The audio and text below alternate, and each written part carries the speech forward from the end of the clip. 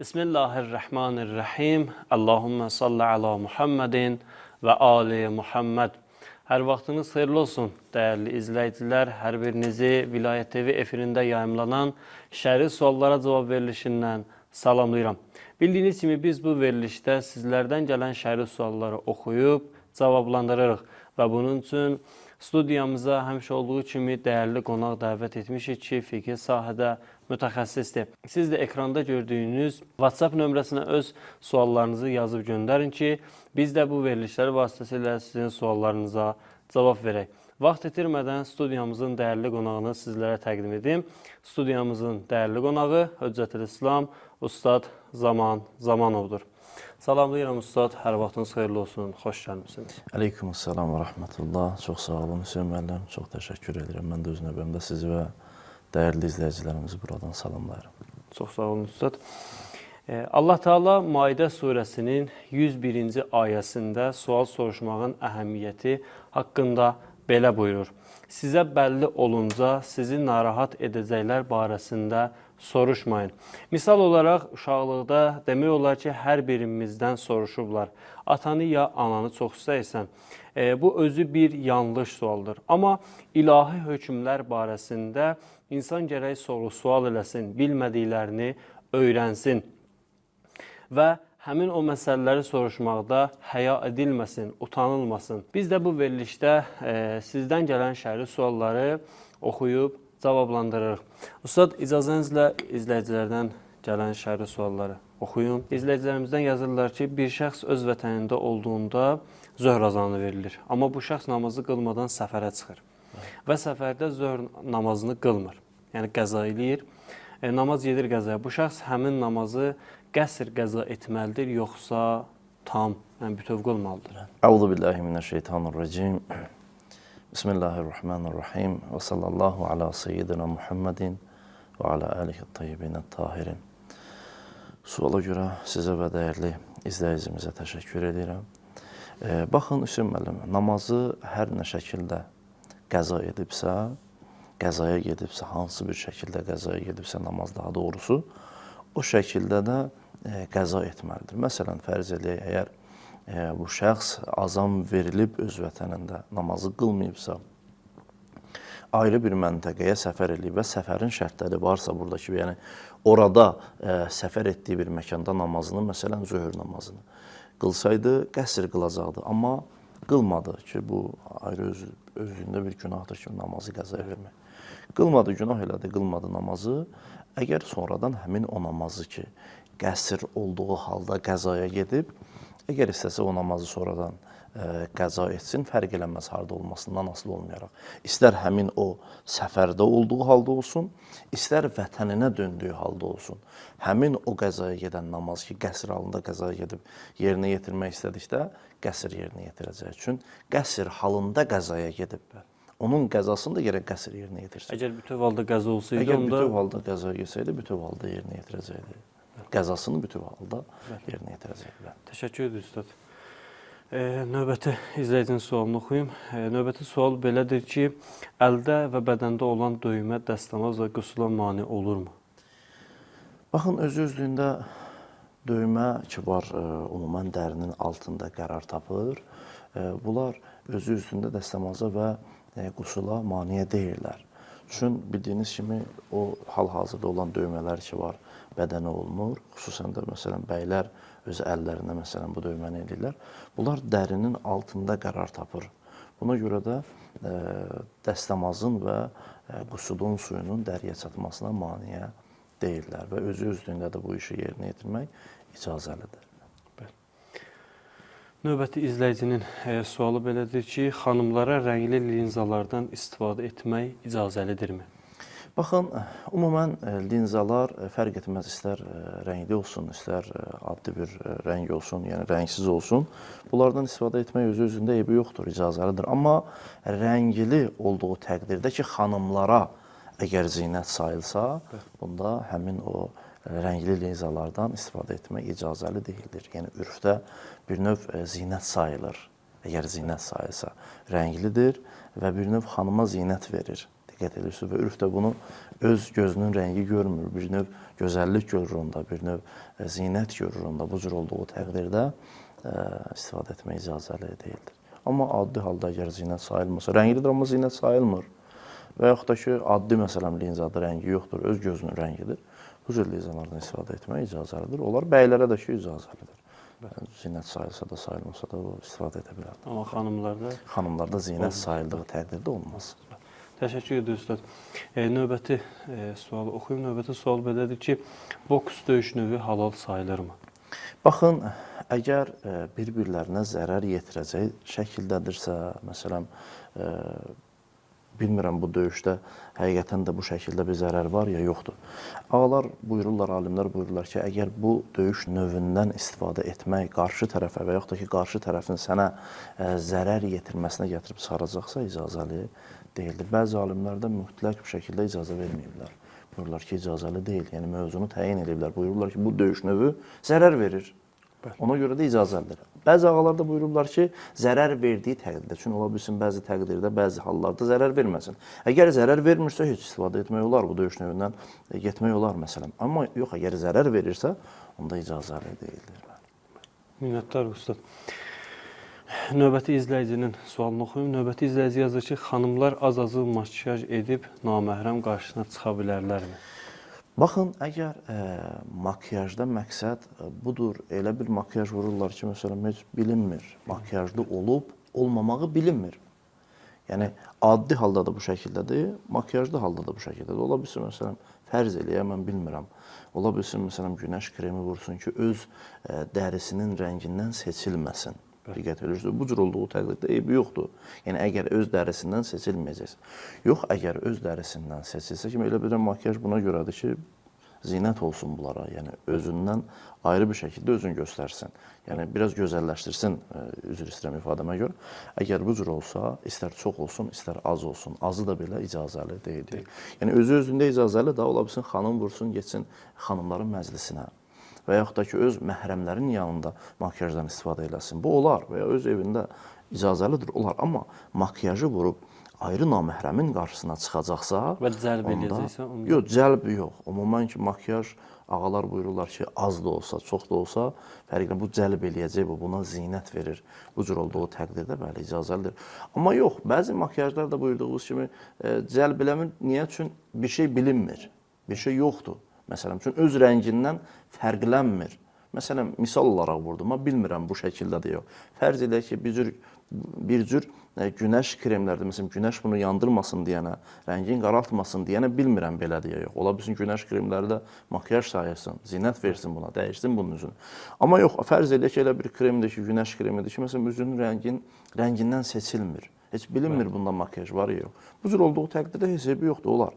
Amma yox, əgər fərqlənərsə, hətta günəş kremi də olsa belə, digər kremlər də olsa belə, icazəli deyildir naməhrəmin qarşısına çıxmaq. Bəli. Təşəkkür edirəm Üstad dəyərli məlumat üçün. Növbəti izləyicinin sualını oxuyum. Növbəti izləyici yazır ki, təşəhhüdü yaddan çıxardım və başladım salamları oxumağa. Yarda yadıma düşdü ki, təşəhhüdü deməmişəm. Bu halda nə etməliyəm? Baxın, ümumən çox gözəl sualdır bu Hüseyn müəllim. Bunu bir neçə qismə bölüb cavablandırmaq olar. Birinci qism bundan ibarət, bildiyimiz kimi namazda bizim dörd-rükət, bəzi namazlarımız var ki, bir dənə təşəhhüdümüz var, məsələn, söz namazı kimi, bir dənə təşəhhüdü, o da axırda. Bəzi namazlarımız var ki, məsələn, 2 dənə təşəhhüdü var, məsələn, zöhr namazı kimi, əsr namazı kimi və eyni zamanda şam namazı kimi. Bir ikinci rükətdədir, bir də axırda. Və bunların hökmləri fərqlidir bəzi yerlərinə görə. Məsələn, fərz edək ki, biz 4 rükətli bir dənə zöhr namazını götürək və burada bu təşəhhüdü yaddan çıxarmağı tətbiq edib və hökmün deyil. Məsələn, fərz edək ki, bir nəfər 4 rükətli namazı qıldığı halda ikinci rükətdəki oturub təşəhhüdün deməli idi, unutdu. Bilərəkdən ki, olmaz, bilərəkdən tərk edəsə namazı batildir.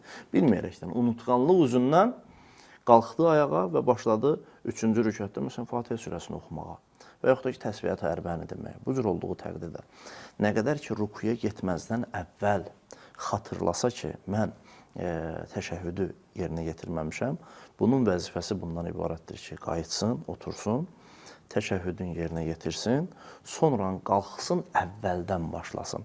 Nə ki, dayandığı yerdən. Məsələn, əvvəldən başlayacaq, Fatihə surəsini başlayacaq, əvvəldən oxuyacaq. Və yaxud da ki, təsbihat ərbəni oxumaq istəyirsə, əvvəldən başlayıb oxuyacaq. Və namazdan sonra səcdə-i səhvi yerinə yetirməsi ehtiyat müstəhəbbidir. Bu, birinci şəkili. Növbəti şəkili bundan ibarətdir ki, bu, rukuya getdikdən sonra xatırladı. Mən ikinci rükətdə oturub, məsələn, zöhr namazında ikinci rükətdə oturub, təşəhhüdü deməliydim, unutdum. Qalxdım ayağa, məsələn, Fatihə surəsini oxudum və yaxud da ki, təsbihat ərbəni oxudum. Getdim rukuya getdikdən sonra, rukunu bitirdikdən sonra xatırladım ki, mən ikinci rükətdə təşəhhüdü deməmişəm. Bu cür olduğu təqdirdə namazını qılacaq və namazı qılıb qurtardıqdan sonra bəzi alimlər buyururlar ki, fətva verirlər, məsələn, Xumeyni kimi buyurur ki, təşəhhüdü qəza eləyəcək və səcdə-i səhv də eləyəcək. Bəzi ağalar buyururlar, ehtiyat vacibə əsasən təşəhhüdü qəza eləyəcək. Məsələn, Ağa Seyid Xoyu kimi, Ağa Cəvad Təbrizi kimi buyururlar ki, ehtiyat vacibə əsasən təşəhhüdü qəza eləyəcək və səcdə-i səhv də yerinə yetirəcək. Bəzi ağalar buyururlar ki, ehtiyatı müstəhəbbə əsasən təşəhhüdü qəza eləyəcək. Məsələn, Ağa Sistani ilə Ağa Məhkarim Şirazi kimi buyururlar ki, təşəhhüdü qəza eləyəcək və səcdə-i səhv də yerinə yetirəcək. Bu, ikinci rükətdə əgər təşəhhüdü yaddan çıxaracaqsa, amma yox, sonuncu təşəhhüdü yaddan çıxaracaqsa ki, məsələn, sonu təşəhhüdü deyirsən, sonra salamı deyirsən, əgər bu cür sonuncu təşəhhüdü yaddan çıxarsa, nə qədər ki, salamlardadır, salamları verdiyi halda xatırlasa, burada lazımdır. Bəli, qutarmayıb salamlar. Burada qayıdacaq, təşəhhüdü deyəcək, sonra yenidən başlayacaq salamları qeyd eləməyə. Yəni, bu şəkildə olmasın, mən üçüncü salamı dediyim halda xatırladım ki, təşəhhüdü yaddan çıxarmışam, qayıdıb təşəhhüdü deyim, sonra qayıdım üçüncü salamı yox. Elə əvvəldən başlayacaq, neynəməyə, həmin o təşəhhüdü deməyə, sonra salamları deyəcək və bu şəkildə qutaracaq. Yox, əgər namazı salamlarını dedikdən sonra xatırlasa, burada əgər namazı batil edəcək bir namazdan batil edəcək bir iş görməyibsə, məsələn, söhbət eləməyib, üzünü qiblədən döndərməyib, durmayıb ayağa. Elə mən salamı verdim, verəndən sonra xatırladım ki, təşəhhüdü deməmişəm. Bu cür olduğu təqdirdə yenə də başlayacaq təşəhhüdü deyəcək və salamları deyəcək və namazdan xaric olacaq. Bəli. Təşəkkür edirəm Ustad, dəyərli məlumatınız üçün. Növbəti izləyicinin sualını oxuyum. Növbəti izləyicinin sualı elə biləm bir neçə dəfə soruşulub, amma izləyici yazıb, dovşan əti halaldırmı? İcazəli deyil, xeyr. Yeyilməsi olun. Haramdır. Qəti şəkildə ağaların fətvası. Bəli, buyururlar ki, dovşan əti yemək bizim məzhəbə əsasən icazəli deyildir, haramdır. Hətta şəri yolundan belə kəsilsə, bəli, şəri yolundan kəsilsə, olacaq pak. Bəli. Amma bunun faydası budur, bəli. Bunun faydası budur ki, pak olacaq. Məsələn, əti pakdır, əlin vursan, məsələn, nəcis olmayacaq. O yaxud da ki, bunun dərisindən, məsələn, fərz elə ki, ayaqqabı hazırlansa, istifadə etmək olar və yaxud da ki, saatın qolbağı düzəlsə, məsələn, istifadə etmək olar. Hər hansı bir şey istifadə olursa, halal. Pakdır, paklığına. Amma yeyilməsi icazəli deyildir, haramdır. Digər, məsələn, heyvanlar kimi, məsələn, şir də bu şəkildədir.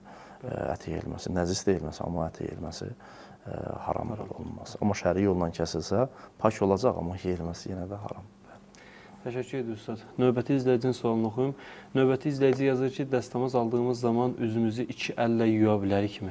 Bəli, icazəlidir. Eləyə bilərik bir sağ əlimizdən də üzümüzü yuyaq. Eləyə bilərik sol əlimizdən də üzümüzü yuyaq. Eləyə bilərik iki əllə də üzümüzü yuyaq. Burada lazım olan meyar üzümüzü yuxarıdan aşağı yumaqdır və lazım olan miqdarı, yəni saçın bitən hissəsindən ta çənənin altına və enliyinə görə də bu iki barmağın əhatə edəcək miqdarı yuxarıdan aşağı yumaqdır. Bir əldən yusun, iki əldən yusun, heç fərqi yoxdur. Növbəti izləyicinin sualı belədir ki, sübh və məğrib namazlarının qəzalarını qıldıqda uca səslə qılmalıyıq, yoxsa yox? Bəli, əgər bildiyiniz kimi bizim bəzi namazlarımız var ki, uca səslə qılınmalıdır. Məsələn, sübh namazıdır, məğrib namazının birinci, ikinci rükəti və işə namazının birinci, ikinci rükətləri ki var. Bunları insan yerinə yetirdiyi halda, əda vaxtı yerinə yetirsə, bunlar uca səslə qılmalıdır. Və eyni zamanda bunların qəzasını yerinə yetirdiyi zamanda buna riayət etmək lazımdır. Yəni, uca səslə qılmaq lazımdır, qəzasını da belə. Təşəkkür edirik. Növbəti izləyicinin sualını oxuyum. Növbəti izləyici yazır ki, qanla nəcis olmuş paltarı yuduqdan sonra qanın rəngi həmin paltarda qalır. Bu halda həmin paltar nəcis sayılırmı? Baxın, əgər nəcisin eynini aradan aparsa və lazımı olan yumaq ki var, onu yuduqdan sonra paltarda bu qanın və yaxud da ki, digər bir nəcisin rəngi və yaxud da ki, iyi qalarsa, bunun heç bir əsər təsiri yoxdur. Yəni, nəcis sayılmayacaq, həmin paltardan istifadə edə bilər, icazəlidir. Namaz da, məsələn, həmin paltarla qılmaq olar. Üçün bunun rənginin bir əsəri yoxdur, rənginin bir təsiri yoxdur. Əsas olan bu nəcisin özünü aradan aparmaqdır ki, bu nəcisin özünü aradan aparıb, amma rəngi qalıb və yaxud da ki, iyi qalıb. Bunun heç bir təsiri yoxdur, heç bir maneəsi yoxdur. Həmin paltar pak sayılır. Əlbəttə, o şərtdəki var, onlarla yuyulsa, ondan sonra qalsa, o halda. Həmin o lazım olan şərtlər ki var yumaqda, onları məsələn yusa, həmin o şərtlərə riayət eləsə, ondan sonra qalan rəngin heç bir təsiri yoxdur. Təşəkkür edirəm, Üstad. Növbəti izləyici yazır ki, cəmaət namazının birinci və ikinci rəkətində Fatihə və surə oxumaq lazımdırmı? Ümumən, cəmaət namazının birinci və ikinci rükətində məmunun vəzifələrindən biri budur ki, Fatihə və İxlas surəsini oxumasın. Eləyə bilər zikirlər eləsin. Məsələn, Subhanallah, Subhanallah, zikir niyyət. Zikir, məsələn, mütləq zikir niyyət ilə bunları yerinə yetirsin. Və yaxud da Elhamdülillah və digər bir zikirlər, La havlə və la quvvətə illa billah. Bu zikirləri deyə bilər. Amma Fatihə və İxlas surəsini oxunması imamın boynundadır. İmam oxuyacaq və bu sakit duracaq. Ya zikirlər eləyəcək, ya da sakit durub, məsələn, imamın yerinə yetirəcək, digər vəzifələrini gözləyəcək. Amma üçüncü və dördüncü rükətlərə gəldikdə isə orada Fatihə surəsini oxumalıdır və yaxud da ki, təsbiət ərbəni özü yerinə yetirməlidir. İmamın bunları oxumağı ilə kifayətlənə bilməz. Və eyni zamanda digər zikirlər ki var, məsələn, təşəhhüddür, salamdır və eyni zamanda qunutun duasıdır və eyni zamanda rukunun, səcdənin zikridir. Bunları da yerinə yetirməlidir. Bəli. Təşəkkür edirəm, Üstad. Növbəti izləyicinin sualını oxuyum. Növbəti izləyici yazır ki, səcdə-i səhv nə şəkildə yerinə yetirilir? Baxın, səcdə-i səhv bildiyiniz kimi namazda bəzi yerlərdə vacib, bəzi yerlərdə müstəhəb, bəzi yerlərdə ehtiyat müstəhəbdir. Əgər bir nəfər səcdə-i səhvin vacib olduğu bir işlərdən yerinə yetirsə namazda, məsələn, yersiz salam verib, 4 rükətdə, məsələn, əsr namazını qılırdım, ikinci rükətində mən təşəhhüdü təkcə deməliydim, amma bilmədim, salamların hamısını da qeyd elədim. İxtiyarsız, yersiz, məsələn, gəldim, namazın salamlarının hamısını qeyd elədim. Burada bildiyiniz kimi lazımdır ki, namazdan sonra bu şəxs səcdə-i səhv yerinə yetirsin. Namazın salamını verdikdən sonra dərhal səcdə-i səhvi niyyət eləyəcək və səcdə-i səhvi niyyət elədikdən sonra təbii ki, oturaq halda. Mən bir yolunu deyəcəm. Bir yol da budur ki, o şeyə ki, səcdə eləmək olar icazəli ona səcdə eləyəcək. Buyuracaq, məsələn, bu zikri deyəcək. Bismillah və billah. Esselamu aleykə əyyuhən nəbiyyə və rəhmətullahi və bərəkatuhu. Qalxıb oturacaq. Yenidən səcdəyə gedəcək. Buyuracaq, məsələn, həmin o zikri yenidən təkrar eləyəcək. Bismillah və billah. Esselamu aleykə əyyuhən nəbiyyə və rəhmətullahi və bərəkatuhu. Oturacaq. Təşəhhüdü deyəcək, təşəhhüddən sonra desə ki, Əssalamu aleykum və rəhmətullahi və bərəkatuhu kifayət edəcək. Salamın axırıncı zikrini desə, bəli, onu desə, bəli, kifayət. Təşəkkür edirəm, Üstad, dəyərli məlumatınız üçün. Növbəti izləyicinin sualı da elə biləm bir neçə dəfə soruşulub, amma yazıblar ki, həddi tərəxxüs haradır? Baxın, Hüseyn müəllim, ümumən həddi tərəxxüsün nə şəkildə təyin olunması barəsində alimlərin müxtəlif görüşləri var. Mən inşallah üçünü qeyd edəcəm. Birincisi, məsələn, Ağahistanıdır. Təbii ki, həddi tərəxxüs dedikdə bu nəzərdə tutulur ki, insan səfərə getdiyi zaman həmin o yerə çatdıqdan sonra artıq namazların qəsr qılır. Yaşadığı məntəqədən, bəli, yaşadığı məntəqədən ki, artıq ayrılır A məntəqəsindən B məntəqəsinə səfər elədiyi zaman həmin o yerə çatdıqdan sonra artıq orada da rükətli namazların qəsr qılacaq və yaxud da ki, Ramazan ayıdırsa, Ramazan ayında orucunu tutubsa, müəyyən şərtlər əsasında həmin o yerdən sonra artıq orucun açmalıdır, vacibdir. Məsələn, həmin yerdən sonra bəzi şərtlər əsasında orucun açmalıdır. Həmin həddi tərəxxüs harda yerləşir, nə məsafə, məsələn, getdikdən sonra olur. Burada bayaqlarda qeyd etdiyim kimi alimlərin arasında müxtəlif görüşlər var. Ağahistanın nəzərinə görə buyurur ki, öz məntəqəndən, öz vətənindən, öz yaşadığın şəhərdən, hər kəs harada yaşayırsa, şəhərdə yaşayan şəhərdən, kətdə yaşayan kətdən, rayonda yaşayan rayondan o qədər uzaqlaşsın ki, həmin o kəndin sakinləri onu görməsinlər. Ola bilsin görsünlər məsələn kölgə kimi, amma təyin eləməsinlər bu insandır ya insan deyil. Bir kölgə kimi görürəm. Amma bilmirəm məsələn bu kimdir, bu insandır ya digər bir məsələn ağacdır, ağacın kölgəsidir, təyin eləyə bilmirəm. Ola bilsin sual yaransın izləyicinin zehnindən ki, mən nə bilim məsələn bu kətdəki məni bu şəkildə görür ya yox. Bunu bu şəkildə təyin eləmək olar ki, sən də onlara bax. Bax gör onları nə şəkildə, əgər kölgə şəklində görürsənsə, demək onlar da səni o şəkildə görürlər. Bu cür olduğu təqdirdə həmin o məsafəyə, o yerə deyirlər ki, həddi tərəxüs bundan sonra namazları müşəxəs qəsr qılmalıdır. Amma Xamneyi ağanın nəzərinə görə isə həddi tərəxüs dedikdə ağa buyurur ki, o yer sayılır ki, öz qaldığın məntəqədən, öz vətənindən o qədər uzaqlaşasan ki, məntəqəndə verilən azanın səsini duymayasan. Təbii ki, kalonkasız verilən azanın səsi.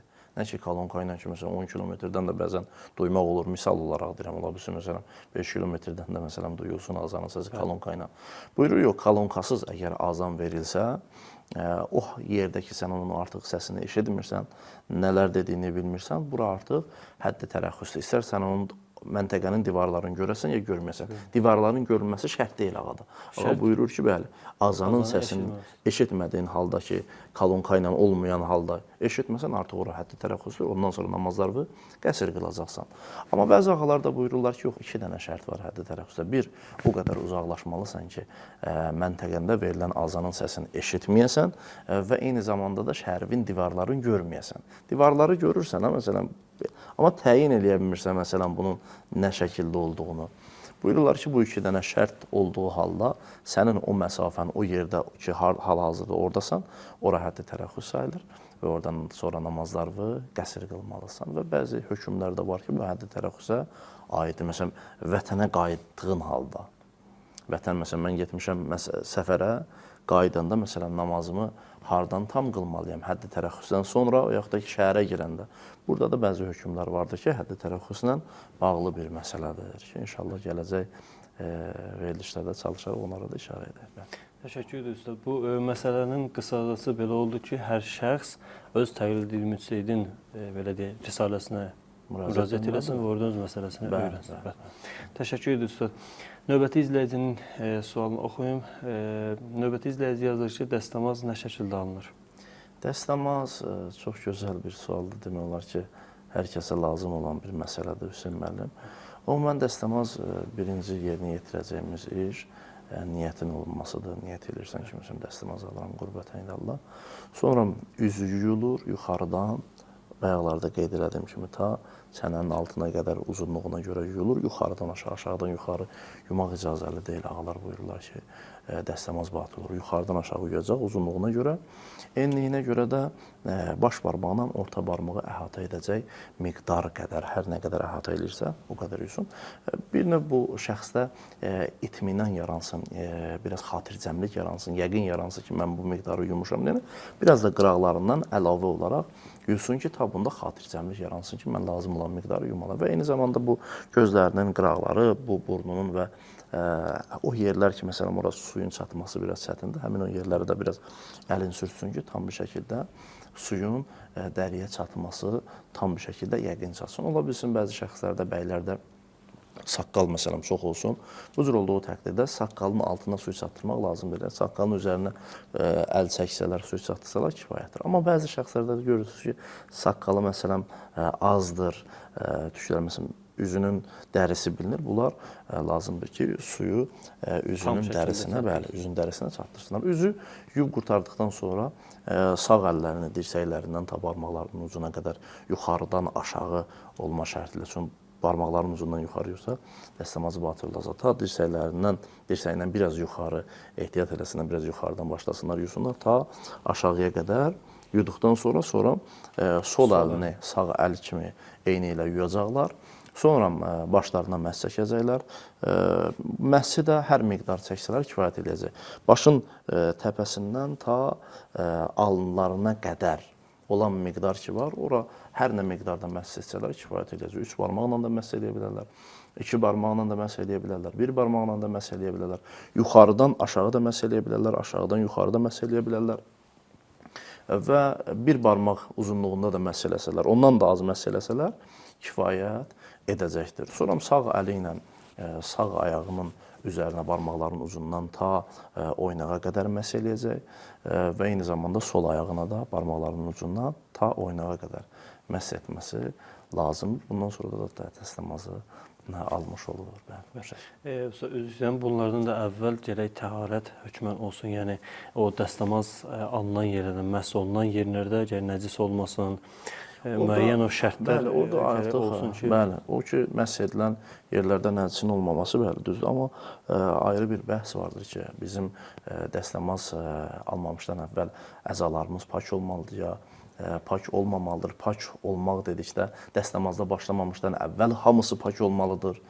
Ya şərt deyil, ya biz hər üzvü yumamışdan əvvəl həmin o üzvü paklasaq sonra dəstəmaz ala bilərik ki, burada alimlər arasında müxtəlif görüşlər var və hətta bəziləri buyururlar ki, mən dəstəmazın suyu alanda, dəstəmaz suyu ki var, məsələn, bir dəfə əlimi yuyuram, onunla nəcisi də aparsam, eyni zamanda mənim təharətim də, yəni mənim dəstəmazım da həyata keçmiş olur. Burada artıq alimlər arasında müxtəlif görüşlər var. Hər kəs öz təqdir elədiyi müştəriyə müraciət etməlidir. Təşəkkür edirəm Üstad dəyərli məlumatınız üçün. Növbəti izləyicinin sualını oxuyum. Növbəti izləyici yazır ki, boynuma cənabət qüslu gəlib, qüsl almağı unutmuşam. Bir neçə gün namaz qılmışam. Sonra xatırladım ki, qüslu almamışam. Cənabət qüslu almayıb. Bu halda qıldığım namazların hökmü necədir? Hamısını qəza etməlidir. Hamısını əgər təharət bildiyiniz kimi namazda şərtdir. Hətta yaddan çıxmış olsa belə, təharət? Bəli, şərtdir. Əgər bir nəfər qusulu olduğu halda, məsələn, onu da və yaxud da ki, dəstəmazı batil ola, məsələn, onu da məsələn gedə bu şəkildə və yaxud da ki, fərzi başqa bir misal vurum, ayrı bir misal vurum. Nəcis bir su ilə məsələn dəstəmaz almışam ya qusl almışam, sonradan məlum olub ki, nəcis suymuş. Bunlar hər bir halı ilə aldığı dəstəmaz və qusl batildir. Burada da namazlarını qəza etməlidir və eyni zamanda o şəxsi təharəti yerinə yetirməyib, quslu var, quslun yerinə yetirməyib, unudur və yaxud da ki, dəstəmazsız namaz qılıb unutduğu halda bu yenidən namazın qəza etməlidir. Təşəkkür edirik Üstad dəyərli məlumatlarınız üçün və dəyərli izləyicilərimizə də minnətdarlığımızı bildiririk. Belə aktual mövzularda suallar yazıb göndərdilər. Biz ayrılan vaxt burada sona çatdı. İnşallah növbəti verilişdə görüşmək ümidi ilə. Dəyərli izləyicilər, bugünlük bizə ayrılan vaxtın sonuna gəlib çatdıq. Növbəti verilişdə görüşmək ümidi ilə sağ olun, salamat qalın.